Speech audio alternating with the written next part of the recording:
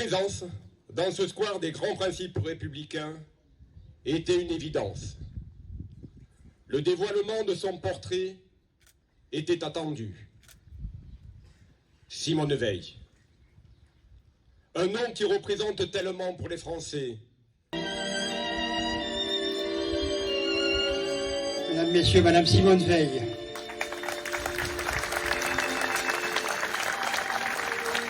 De toute évidence, vivant près de la Méditerranée et pris de culture classique, elle a dû recevoir la lecture de l'Iliade et de l'Odyssée. Il se trouve que l'Iliade, ce long poème sur la guerre qui oppose les Grecs et les Troyens, que l'Iliade part non pas seulement d'une histoire d'amour qui tournerait mal, ou d'une histoire d'ambition entre cités portuaires et qui rivaliseraient dans leur conquête de puissance.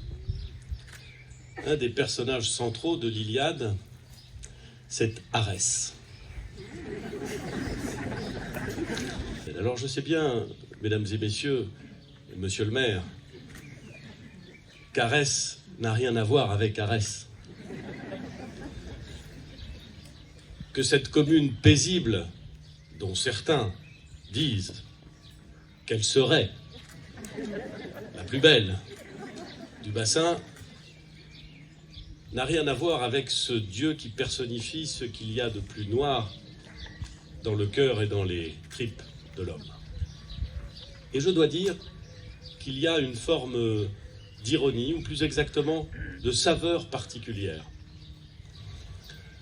à célébrer à Arès la personnalité, l'œuvre et la trace que laissera dans notre histoire Simone Veil. Tout a été dit, et remarquablement dit, sur qui elle fut. Alors vous avez choisi, monsieur le maire, d'incarner le visage de l'égalité par celui de Simone Veil. Et je dois dire que vous avez choisi pour ce faire une photo que j'invite tous ceux qui sont présents aujourd'hui à bien regarder. Le visage de Simone Veil, qui s'offre à nous, est un visage de calme, de tenue, et je ne peux pas m'empêcher qu'il est aussi un visage, au-delà de la douceur affichée, d'une très grande férocité. D'une très grande férocité. Regardez les yeux de Simone Veil et essayez de lui dire qu'elle a tort. Essayez de l'arrêter.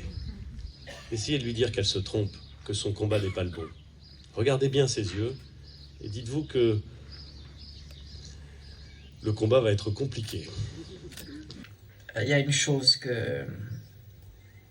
qui est vraiment effroyable. C'est la mort des enfants. C'est insupportable. Insupportable.